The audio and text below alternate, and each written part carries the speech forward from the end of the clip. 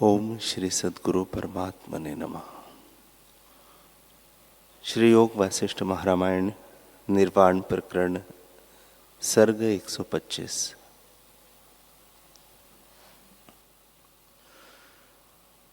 श्री वशिष्ठ जी बोले, हे रामचंद्र जी, तीसरी भूमिका पर्यंत वह जीव जागृत है और चतुर्थ भूमिका में जागृत अवस्था को स्वप्नवत देखता है। पंचम भूमिका वाला संसार से सुषुप्त होता है और छठी भूमिका वाला तुर्य पद में स्थित होता है और सर्वदा अक्रिय है, अर्थात किसी क्रिया में नहीं बंधता। वह सर्वदा आनंद रूप है, भिन्न होकर आनंद को नहीं भोगता, आप ही आनंद रूप है। केवल अपने आप स्वतः अपने में ही स्थित है और सर्वदा निर्वाण रूप है। हे रामचंद्र जी, सब कर्म वह यथाशास्त्र करता देख पड़ता है, परंतु हृदय में शून्य है, उसका किसी से लगाव नहीं। जैसे आकाश में सब पदार्थ है पर आकाश का स्पर्श किसी से नहीं, वैसे ही सब क्रिया उसमें विद्यमान देख पड़ती है तो भी वह हृदय से किसी को स्पर्श नहीं करता, क्योंकि उसको कर्म बंधन में डालने वाला अहंकार नष्ट हो गया है। वह केवल शांत रूप है। चिन्मात्र में अहम भाव का उत्थान ही अज्ञान है और वही दुखदायी है। जब अहम भाव निवृत्त होता है तब कोई कर्म स्पर्श नहीं करता। यद्यपि उसको विश्व देख पड़ता है तो भी वास्तव में वह नहीं देखता, क्योंकि उसको सर्वत्र ब्रह्म ही भासित होता है। वह खाता है पर नहीं खाता, देता भी है पर कभी नहीं देता, लेता है तो भी कभी किसी से कुछ नहीं लेता, चलता है परंतु कभी नहीं चलता। हे रामचंद्र जी, जो देश काल वस्तु पदार्थ है उन सब में वह आत्मभाव रखता है। यद्यपि उसमें प्रत्यक्ष चेष्टा दिखती है तो भी उसमें हृदय में कुछ नहीं। जैसे खाता पीता लेता देता अपने को वह देखता है और आगे और जागे पर सबका अभाव हो जाता है, वैसे ही जो पुरुष पुरुषार्थ सत्ता में जागा है उसको गुण व क्रिया अपने में नहीं भासित होती। वह जो करता है उसमें अभिलाषा नहीं रखता, उसकी सब चेष्टा स्वाभाविक होती है। अपने निमित्त उसे कुछ कर्तव्य नहीं।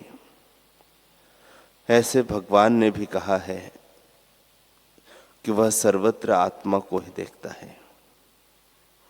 आकाश, पृथ्वी, सूर्य, ब्राह्मण, हाथी, श्वान, चांडाल आदि सब में वह आत्मभाव देखता है। सब आकारों को मृग तृष्णा के जलवत देखता है कि इनका अत्यंत अभाव है।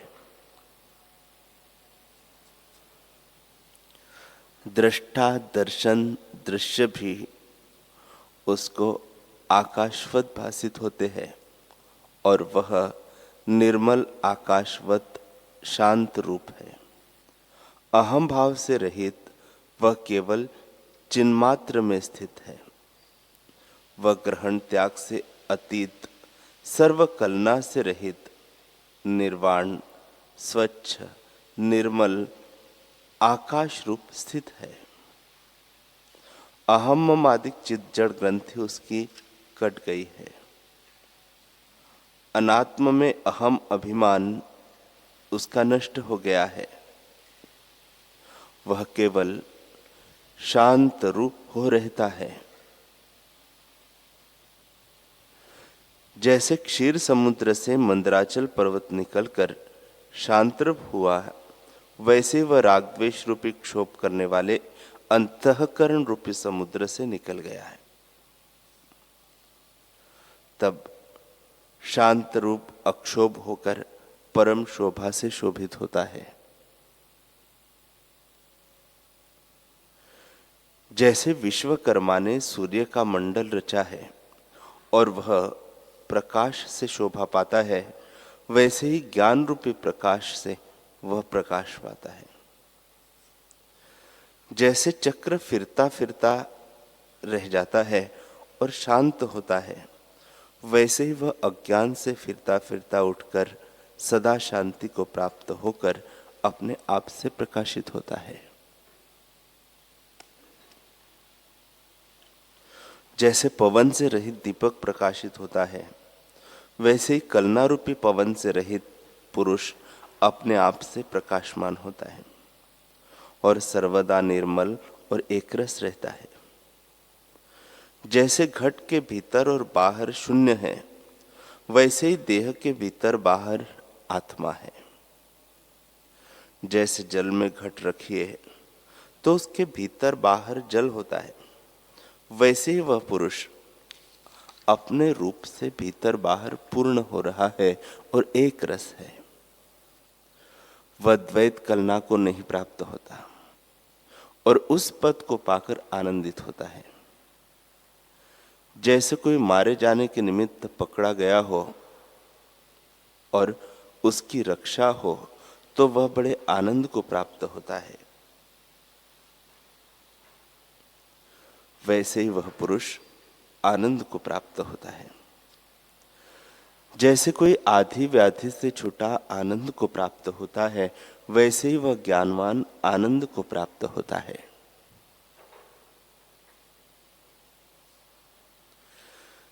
जैसे कोई मंजिल चलने से थका हुआ शैया पर विश्राम करे और आनंद को प्राप्त हो, वैसे ही ज्ञानवान को आनंद मिलता है। जैसे पूर्णमासिका का चंद्रमा अमृत से आनंदमय होता है, वैसे वह पुरुष अपने आनंद से परिपूर्ण रहता है। जैसे काष्ठ के बिना अग्नि धुएं से रहित प्रज्वलित होती है, वैसे ही ज्ञानवान अज्ञान रूपी धुएं से रहित शोभा पाता है। हे रामचंद्र जी, जब वह संसार की ओर देखता है तो उसे अग्नि से जलता हुआ अपने से भिन्न देखता है। वह ज्ञान रूपी पर्वत के ऊपर स्थित होकर संसार को जलता देखता है। हे रामचंद्र जी, यह जो कहा है कि संसार को जलता देखता है, सो ऐसे भी नहीं फुरता कि मैं ज्ञानी हूं और यह संसार है। स्वरूप की अपेक्षा से यह कहा है कि संसार उसको दुखदाई लगता है। वह आनंद से भी परे परमानंद को प्राप्त हुआ है और सत असत से रहित जो अपना आपा है उसमें स्थित है। जैसे पर्वत भीतर बाहर अपने आप में स्थित और एक रस है, वैसे ही वह पुरुष एक रस है। वह संसार में जागृत होकर चेष्टा करता है, पर हृदय में संसार की भावना से रहित है। उस पद में वाणी की गति नहीं है, फिर भी कुछ कहता हूं, सुनो। कोई उसे ब्रह्म कहते हैं, कोई चैतन्य कहते हैं, कोई आत्मा कहते हैं, कोई साक्षी कहते हैं। काल वाले उसी को काल कहते हैं, ईश्वरवादी ईश्वर कहते हैं, सांख्य वाले प्रकृति इत्यादि संज्ञाओं से निर्देश करते हैं। सब उसी के नाम हैं, उससे भिन्न नहीं। उस पद को संतजन जानते हैं। हे रामचंद्र जी, ऐसे पद को पाकर वह अपने आप से शोभित होता है। जैसे मणि के भीतर बाहर प्रकाश होता है, वैसे वह पुरुष भीतर बाहर सोहता है और अपने स्वरूप से सदा संतुष्ट रहता है। जो पुरुष छठी भूमिका में स्थित है, उसके ये लक्षण हैं। वह संसार से सुषुप्त होकर स्वरूप में सावधान रहता है और उसका जीव भाव जाता रहता है। जैसे घट की उपाधि से घटाकाश परिच्छिन्न भासित होता है और जब घट भग्न हुआ तब घटाकाश महाकाश एक हो जाता है, वैसे ही अहंकार रूपी घट के भग्न होने पर आत्मा ही भासित होता है। वशिष्ठ जी बोले, हे रामचंद्र जी, इसके अनंतर जब उस पुरुष को सप्तम भूमिका प्राप्त होती है तब वह अपने को आत्मा ही जानता है। उसे पंचभूतों का ज्ञान नहीं रहता, तब केवल आत्म तत्व मात्र होता है और दृश्य का ज्ञान नहीं रहता, बल्कि यह भी ज्ञान नहीं रहता कि विश्व मेरे आश्रय से फुरता है। देह सहित हो अथवा विदेह हो, उसकी आत्मा से उत्थान कभी नहीं होता। जैसे आकाश अपनी शून्यता में स्थित है, वैसे ही वह आत्म स्वरूप में स्थित होता है और उसकी चेष्टा भी स्वाभाविक होती है। जैसे बालक पालने में अपने अंग स्वाभाविक हिलाता है, वैसे ही उसकी खान पान आदि चेष्टाएं स्वाभाविक ही होती है। जैसे काष्ठ की पुतली तागे के हिलने से चेष्टा करती है, वैसे ही प्रारब्ध वेग के तागे से उसकी चेष्टाएं होती है। उसको अपनी कुछ इच्छा नहीं रहती। हे रामचंद्र जी, सप्तम भूमिका वाला जैसी अवस्था को प्राप्त होता है उसे वही जानता है और कोई नहीं जान सकता। जिसका चित्त सतपथ को प्राप्त हुआ है वह भी उस अवस्था को नहीं जान सकता। जिसको वह पद प्राप्त हुआ है वही उसे जानता है। हे रामचंद्र जी, जीवन मुक्त का चित्त सतपथ को प्राप्त होता है और यह तुर्य पद में स्थित होता है। उसका चित्त निर्वाण को प्राप्त होता है और तुर्यातीत पद को प्राप्त होकर विदेह मुक्त होता है। उसमें अहम भाव का उत्थान कदापि नहीं होता। वह सतरूप है पर असत की नहीं स्थित है। हे रामचंद्र जी, वह सतरूप है पर असत की नहीं स्थित है। वह पुरुष उस पद को प्राप्त होता है जिसमें वाणी की गति नहीं है, परंतु फिर भी कुछ कहता हो। वह शुद्ध निर्मल अद्वैत चैतन्य ब्रह्म, काल का भी काल, केवल चिन्मात्र और ज्यों का त्यों अच्युत पद है। उस पद को पाकर जीव ऐसा हो जाता है जैसे वस्त्र के ऊपर मूर्ति लिखी हो। वैसे ही वह यह उत्थान से रहित होता है और उसको अहम ब्रह्म का उत्थान भी नहीं रहता।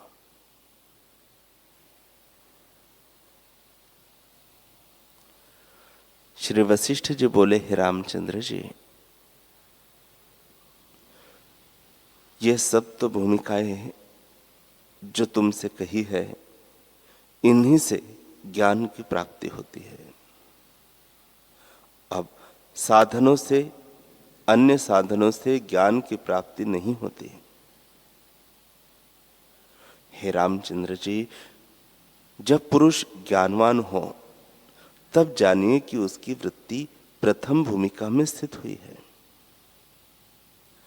इससे तुम भूमिका की ओर चित्तरूप चरण रखो, तब तुमको स्वरूप की प्राप्ति होगी। हे राम, तीसरी भूमिका तक सब कामनाएं निवृत्त होती है, केवल एक आत्मपद की कामना रहती है। यदि उस अवस्था में शरीर छूट जाए तो मनुष्य और जन्म पाकर ज्ञान को प्राप्त होता है, और यदि चतुर्थ भूमिका में प्राप्त होकर शरीर छूटे तो फिर जन्म नहीं होता। क्योंकि आत्मपद की प्राप्ति होने पर फिर कुछ पाने की इच्छा नहीं रहती। जन्म का कारण इच्छा है। जब कुछ इच्छा नहीं रही तब जन्म भी नहीं रहा। जिसको चतुर्थ भूमिका प्राप्त होती है उसको स्वरूप की प्राप्ति होती है। तब फिर इच्छा कैसे हो? जैसे भुना बीज नहीं उगता वैसे ही उसका चित्त ज्ञान अग्नि से दग्ध हो जाता है, क्योंकि वह सत्य पद को प्राप्त होता है। उसी से वह जन्म नहीं लेता और मरता भी नहीं। संसार को स्वप्नवत देखता है। पंचम भूमिका वाला सुषुप्त की तरह होता है। छठी भूमिका साक्षी रूप तुर्य पद है। सप्तम तुर्यातीत निर्वाच्य पद है। हे रामचंद्र जी, इतना कहने का प्रयोजन यही है कि वासना का त्याग करो और अचित पद को प्राप्त हो। इसका अभिमान होना ही वासना है। जब इसका अभिमान निवृत्त हो तब शांति होगी। परिचिन्न अहंकार न रहेगा। आत्मा के अज्ञान से अहम भाव हुआ है और आत्मज्ञान से वह लीन हो जाता है। हे रामचंद्र जी, संसार एक नदी है। उसमें आधि व्याधि उपाधि रोग तरंग है। राग द्वेष रूपी छोटे मच्छ है और तृष्णा रूपी बड़े मच्छ है। उसमें जीव दुख पाते हैं। जैसे जल नीचे को चला जाता है वैसे ही मृत्यु के मुख में संसार चला जाता है। उसमें अज्ञान ही जल भरा है। हे रामचंद्र जी, तृष्णा से पुरुष बंधे हैं। इससे तुम हाथी की तरह वैराग्य और अभ्यास रूपी दांतों से तृष्णा रूपी जंजीर को काटो।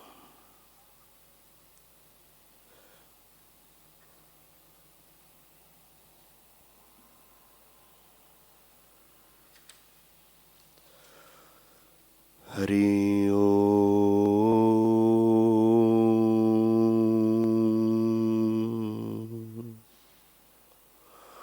हरि